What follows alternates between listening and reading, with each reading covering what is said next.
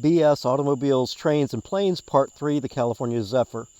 Caught the California Zephyr here at Union Station in Denver. I showed up a little bit too late to check my bag and was concerned that that would be a problem, but was informed that there is a baggage rack on the train, and it is. It's right inside the door, and it's actually more convenient. You step on, throw your bag in there. If you need something out of it, you can get it while you're on the train, and when you're ready to get off, you just grab it. You don't have to go to baggage claim. So a blessing in disguise right there. Most of the seating on the train is on the second level. This is the first picture I took from a window. Here you can see, looking up the aisle, the seats larger than, say, economy class on an airplane. They do recline pretty far back, and you have a footrest on your seat and one that folds down from the seat in front of you. Reasonably comfortable. And then looking at the schedule here from Denver to Reno, with the delays, it ended up being, I think, a little over 26 hours on the train. Quick tour of the train. Here you can see the dining car, mostly 4 top tables, and there's the menu. Halfway decent food, not terribly expensive. Here's the passageways with those really cool push button doors between the trains, much easier to navigate than you might think. You have the observation deck, and I wish I'd gotten better pictures of that because it's got the angled seating in some places. Here you can see what it looks like looking out the windows. Really, really awesome. Downstairs you have the snack bar.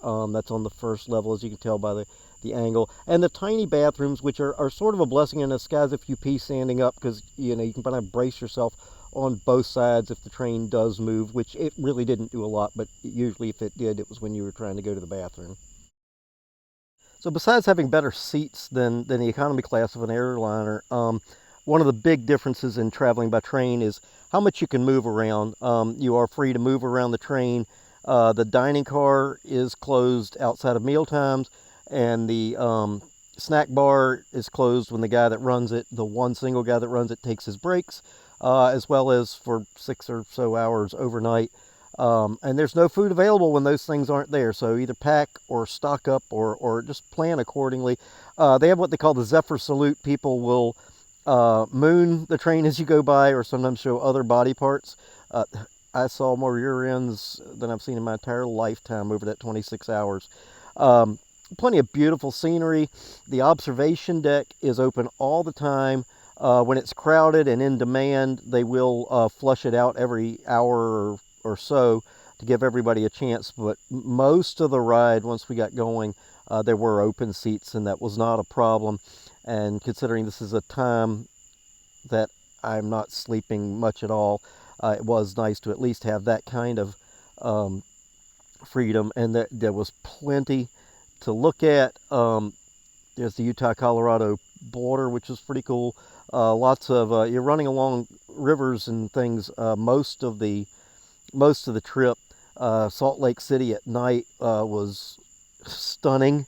One thing I would do differently if I ever took a long train ride like this again, because of the lack of breaks and getting out and just being stuck on the train so much, I'd like to buy a rail pass. You get 10 rides that you have to use within 30 days, and maybe I'd ride the train for 6, 10, maybe even 12 hours and hop off in a city, spend a day and a half there, whatever length of time there, and then hop the next train for another 8 hours or so, rather than doing it all in one shot. But it really was not a bad way to go.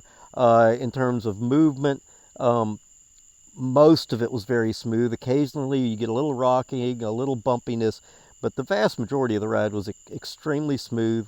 Once in a while you'd pass a train. There weren't too many of those.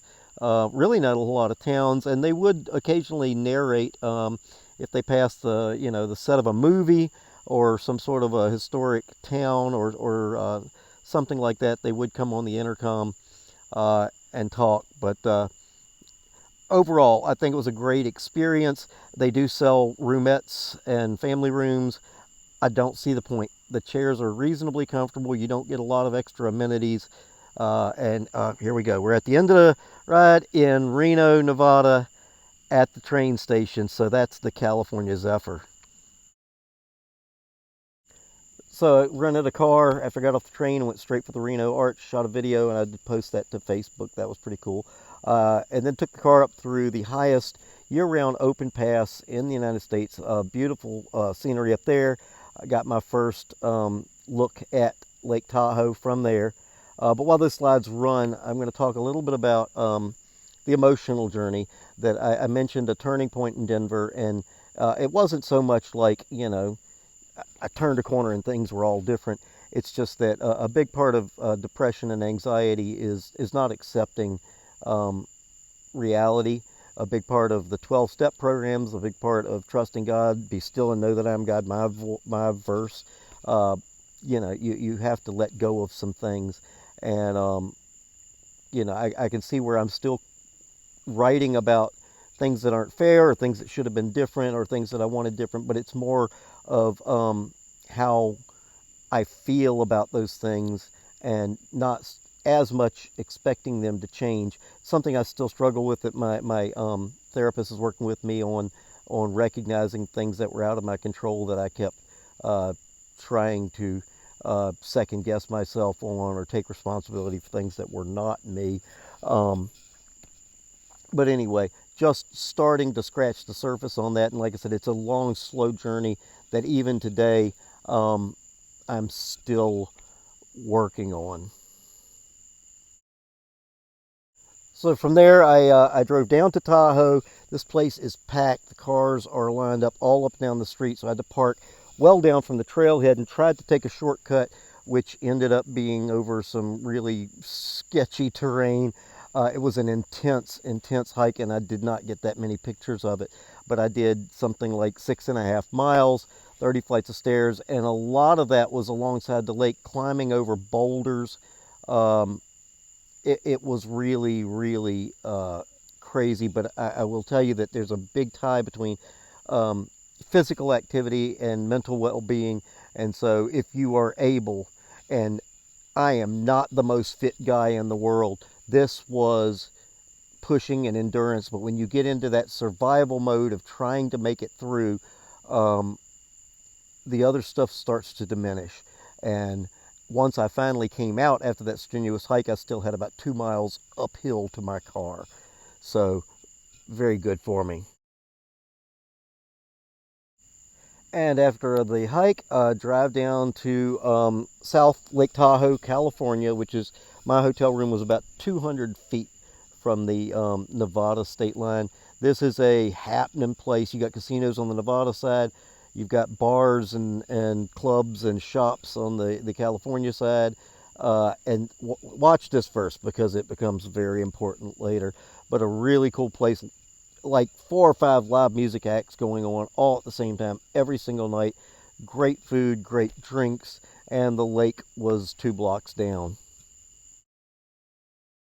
And so South Lake Tahoe is just, like I said, the most awesome place. The weather is amazing. The humidity is low, and even though it gets blazing hot during the day, it gets cool at night, and you get a nice breeze.